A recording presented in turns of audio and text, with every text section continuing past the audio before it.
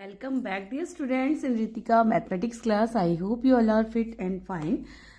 So students चलिए start करते हैं आज का video and today our topic is introduction of exercise 1.3. Okay आज एक्सरसाइज 1.3 का एक इंट्रोडक्शन वीडियो यहाँ पर है student. So before it please exercise okay class 12th maths अभी मैंने यहाँ पर लिया है स्टूडेंट. तो क्लास 12th मैथ एनसीईआरटी का introduction of exercise 1.3. So before it please like share subscribe कीजिए रितिका मैथमेटिक्स क्लास को स्टूडेंट्स. एंड सभी बच्चे जिनको मेरी वीडियो से कुछ भी हेल्प हो सकती है उन सभी बच्चे तक स्टूडेंट प्लीज कोशिश कीजिए कि वीडियो पहुंच पाए. तो चलिए स्टार्ट करते हैं. तो टॉपिक हमारा आ जाता है स्टूडेंट, ये देखिए नाउ टॉपिक आता है composition of function and invertible function. ठीक है, और यहाँ से आपकी ये आपका इंट्रोडक्शन वीडियो रहेगा एक्सरसाइज 1.3 के लिए. तो सबसे पहले हम इंट्रोडक्शन समझ लेते हैं कि कंपोजिशन होता क्या है. ठीक है, तो चलिए.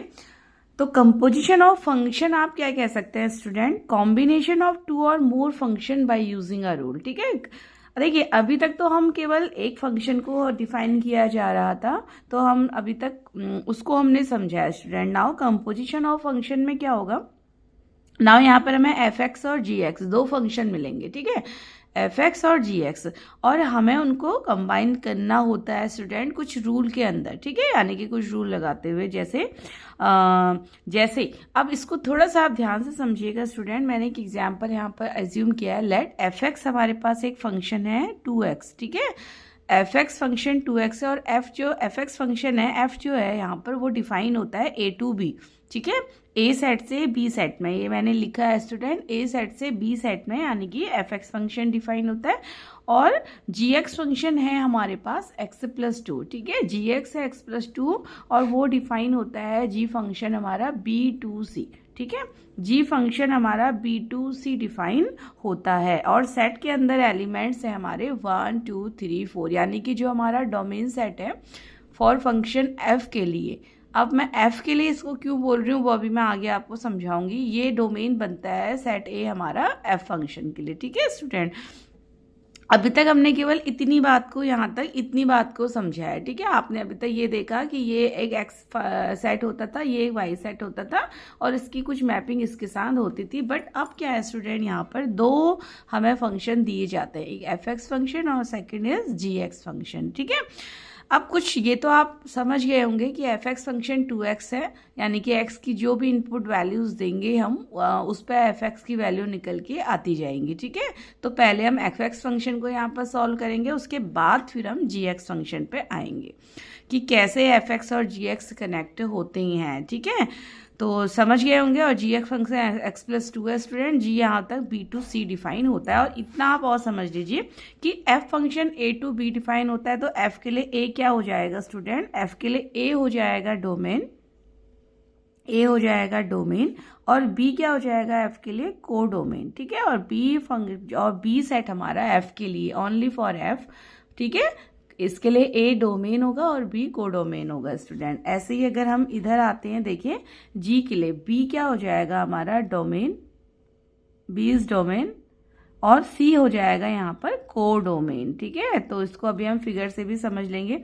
मीन्स जो B हमारा F फंक्शन के लिए कोडोमेन होता है स्टूडेंट, वो G फंक्शन के लिए क्या होता है? डोमेन बन जाता है. ठीक है, और यहाँ पर कोडोमेन होगा C फंक्शन. ठीक, तो देखिए कैसे. नाउ तो A सेट हमारा है जिसके अंदर एलिमेंट्स 1 2 3 4 रखे जा रहे हैं स्टूडेंट. ठीक है, तो ये एक सेट है हमारा. आप देखिए सबसे पहले हम यहाँ पर F को डिफाइन करते हैं. ठीक है, ऐसे अब आप समझ लीजिए थोड़ा. नाउ बस थोड़ा सा वेट कीजिए, मैं यहाँ पर एक पेपर ले लेते हैं स्टूडेंट. नाउ अब इसको हम थोड़ा सा समझते हैं. चलिए तो इस पे देखते हैं स्टूडेंट. देखिए ए मेरे पास एक सेट क्या है? मेरे पास एक सेट है स्टूडेंट ए सेट. ठीक है, ये मेरा एक ए सेट है. ए सेट के अंदर एलिमेंट्स है 1 2 3 4. ठीक है, ए सेट की मैपिंग होती है कुछ बी के साथ और ये किसको डिनोट करता है यहाँ पर एफ फंक्शन को, ठीक है। और एफ फंक्शन हमारा क्या दिया है, एफ एक्स हमें यहाँ पर 2x दिया हुआ है स्टूडेंट, ठीक है। फंक्शन की वैल्यू एफ एक्स हमारी 2x दी है ए टू बी, और जो डिफाइन हो रहा है ए टू बी।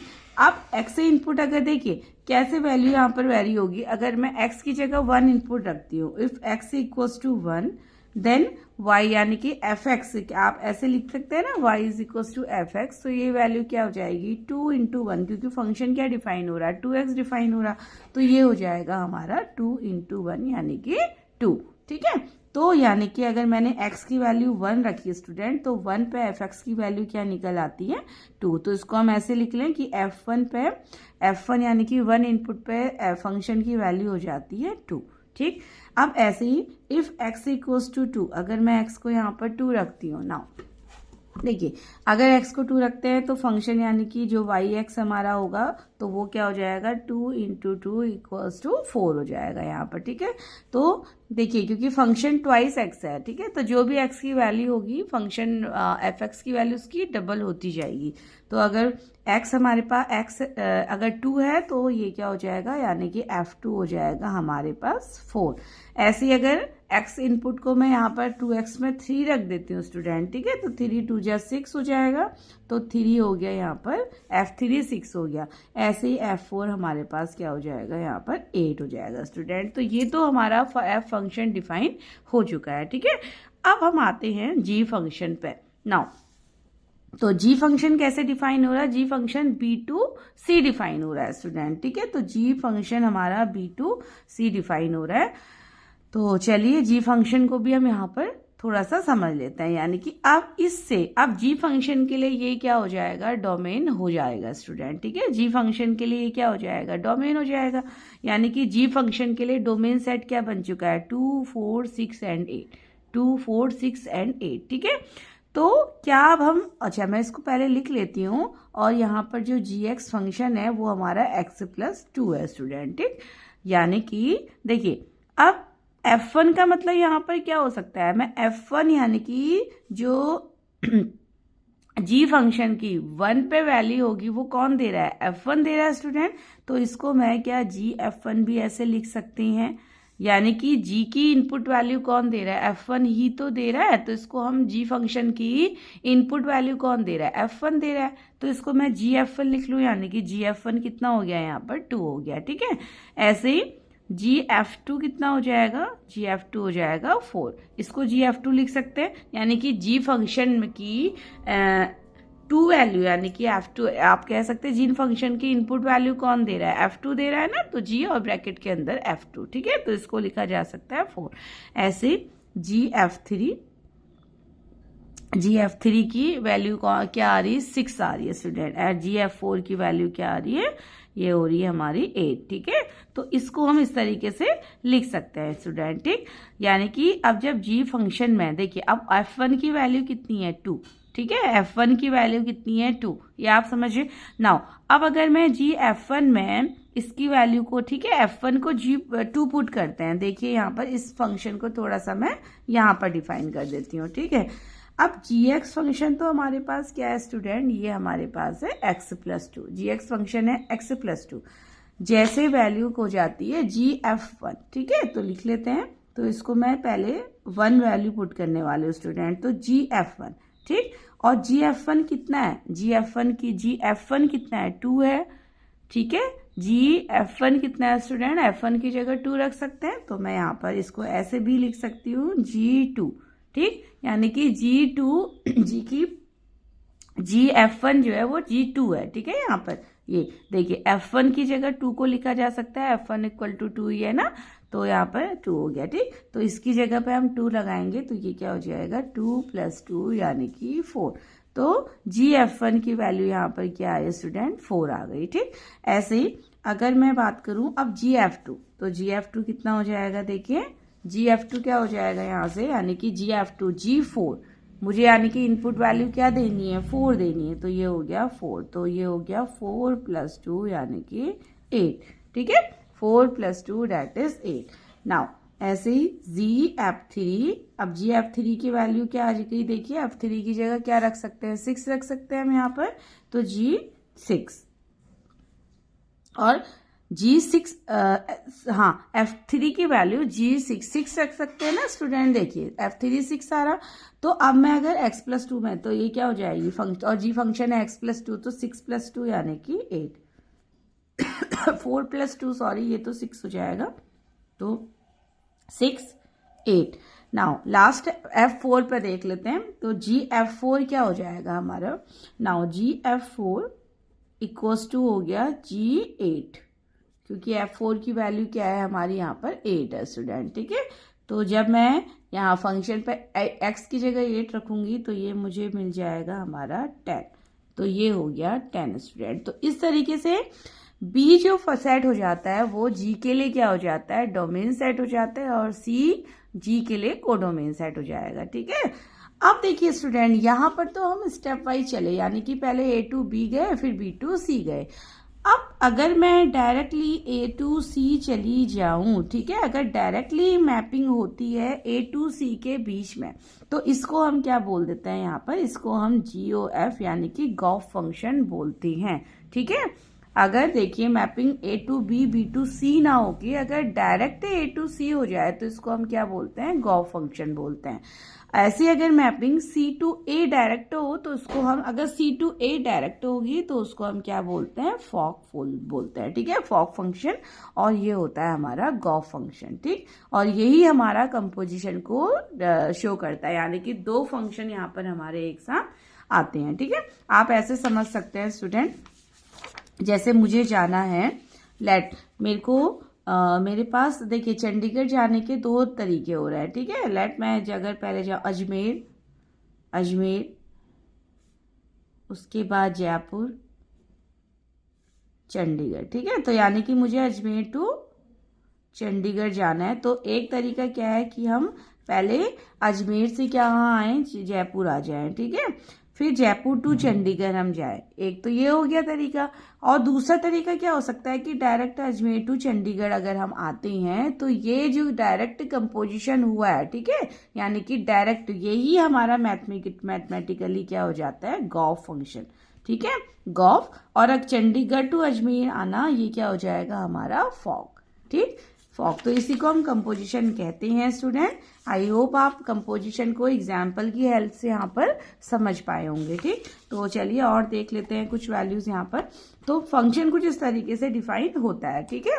तो यानी कि जब डायरेक्ट A to C हमने फंक्शन को क्या कर दिया, कंबाइन कर दिया, ठीक है, तो ये हमारा क्या बन जाता है, कंपोजिशन ऑफ फंक्शन, इसको हम बोलते हैं स्टूडेंट, ठीक है।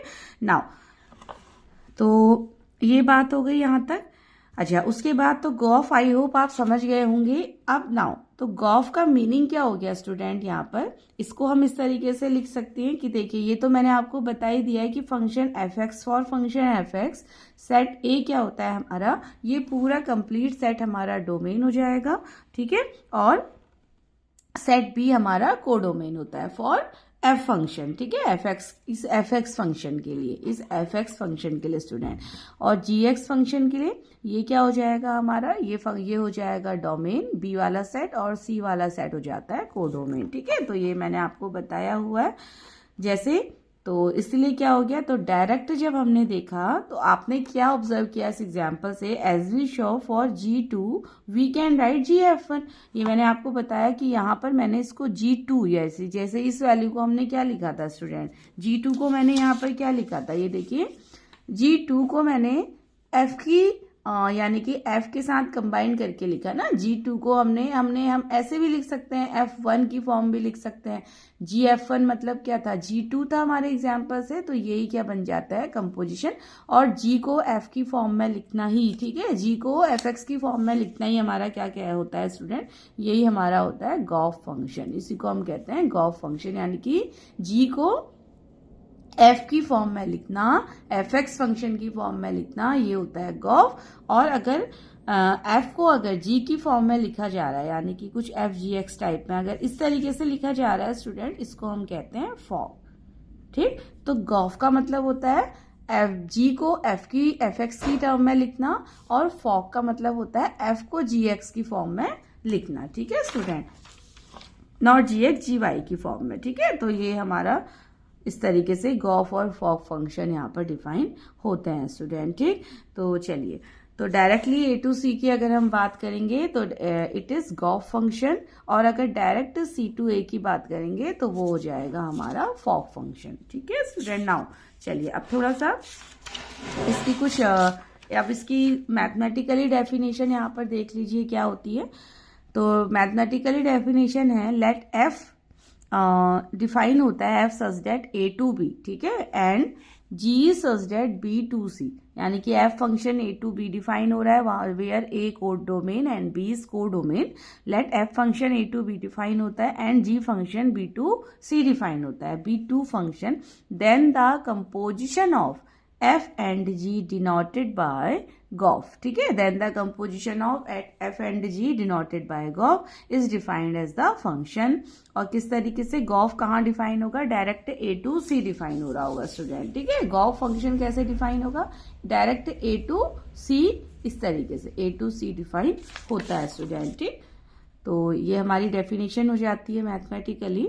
तो यानी कि और कैसे आप मैथमेटिकल जब आप एग्जाम्पल या क्वेश्चन सॉल्व करेंगे तो जहां पर आपको जीओ एफ दिखेगा गॉफ यानी कि, ठीक है, तो जीओ एफ एक्स यहाँ पर इनपुट वैल्यूज कौन देगा, इसका मतलब है स्टूडेंट कि फंक्शन जी के लिए इनपुट वैल्यूज एफ एक्स देगा, ठीक है, फंक्शन जी के लिए इनपुट वैल्यू एफ एक्स देगा, तो इसलिए इसको जी एफ एक्स भी यहाँ पर बोल सकते हैं फॉर ऑल एक्स बिलोंग करेंगे ए सेट के साथ, ठीक है। जो इनपुट वैल्यू यानी कि जो भी इनपुट वैल्यू आपकी रहेगी वो ए सेट से बिलोंग करेंगी, यानी कि 1 2 3 4 कब, अगर आपका फंक्शन गॉफ है, ठीक है, गॉफ है। गॉफ का मतलब जी के अंदर एफ एक्स की वैल्यूज पुट करना, ठीक, इनपुट वैल्यूज यहाँ पर एफ एक्स देगा, जो भी एलिमेंट्स एफ एक्स फंक्शन के अंदर होंगे वही आपके गॉफ जी के लिए इनपुट वैल्यूज देंगे। और फॉग का मीनिंग क्या हो जाएगा, अगर यहाँ पर हम फॉग की बात करेंगे स्टूडेंट तो फॉग एक्स क्या हो जाएगा इस केस में,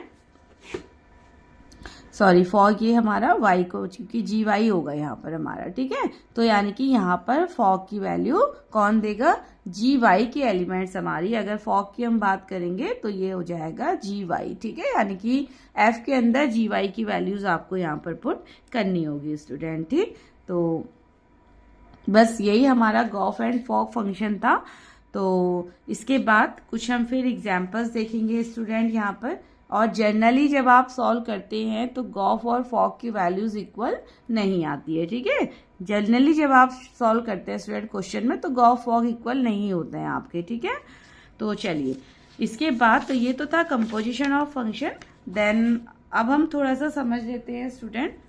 अच्छा चलिए मैं नेक्स्ट वीडियो में आपको यहाँ पर बताने वाली हूँ इसका नेक्स्ट पार्ट, यानी कि इनवर्स ऑफ फंक्शन, ठीक है। तो till then bye and take care.